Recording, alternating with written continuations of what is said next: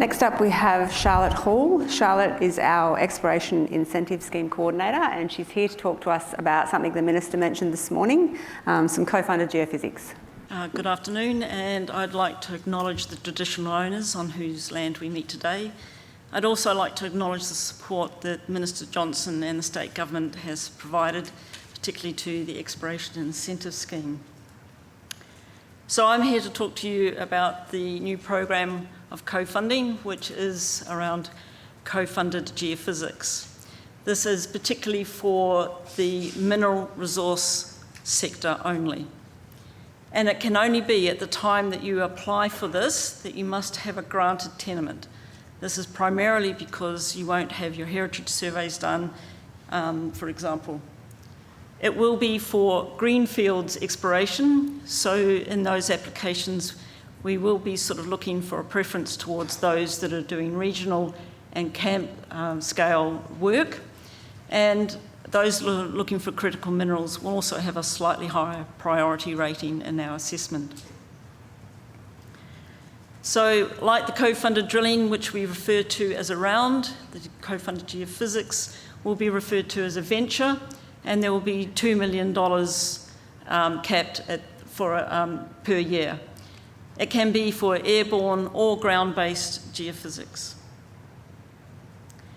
So on your left, you can see what will be eligible, basically the kitchen sink in terms of what sort of survey type you can do. What we're not going to be looking for are those surveys that will be done near mine site. Essentially, you've already found your deposit. We're actually looking for the greenfields work that you don't know about. We won't be supporting 3D active seismic surveys at this time. Because I only have $2 million on offer per year, I wasn't going to release it to the whole state. We would have been flooded by applications. So we're actually going to sort of do an area release. So for the first venture, you can see there, the venture one will be out on the eastern margin of Western Australia, basically the gap which you've heard about today. Then going forward, the release areas will be divided on the 27 parallel. That is our plan for the moment, and we'll see how it goes. In terms of where those boundaries are, there are map, info, and GIS shapefiles on the website, which you can download and put into your GIS systems. So there will be a maximum of 2 applications per company per venture. There will be no handicapping of your second application.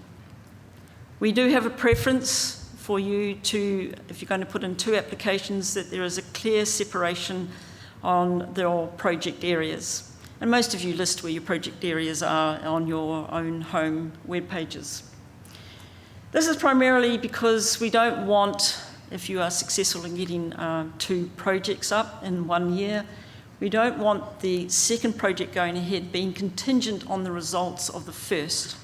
So we will be looking for that in all the applications. We would prefer that the applications are restricted to 1 survey type, although I do recognise that if there is a single survey being done, such as magnetics, you possibly could be doing radiometrics at the same time. So the co-funding offer itself, the maximum you can get is $250,000, and it's 50% of your direct program costs. So effectively, you would have to spend $500,000 to get that $250,000. You cannot do your own surveys. You will have to go out and get a service provider for that. It is those invoices from the service provider that we will use to make sure what the actual project costs are, and therefore the 50% refund. It can be for acquisition and processing, and you may choose that you want acquisition done by one service provider and your processing done by another. That is perfectly all right. We would still need, though, the invoices from those 2 companies.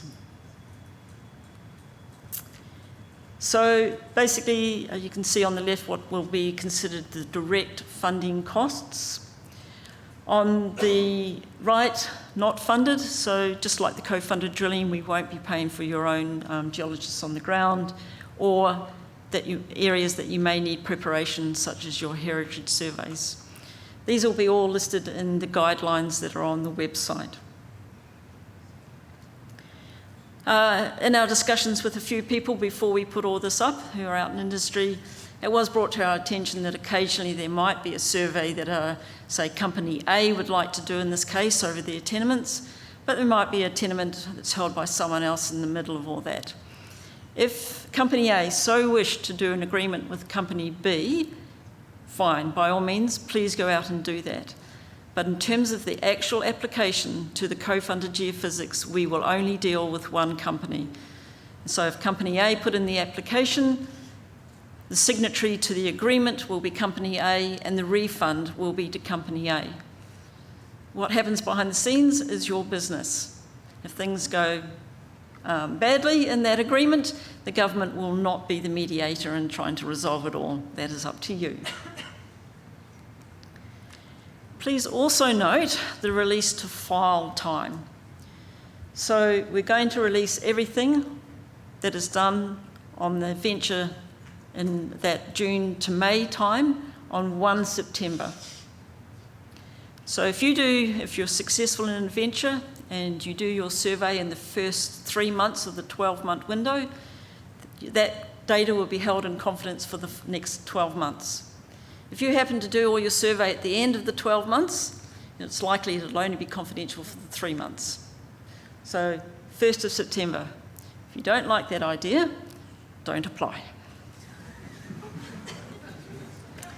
So applications, because there's one venture every year, we are opening the applications in February, same time as all the other co-funding projects. And like them, they will only be open for 4 weeks.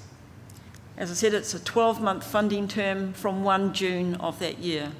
You apply in February, if you're successful, you can start as of 1 June.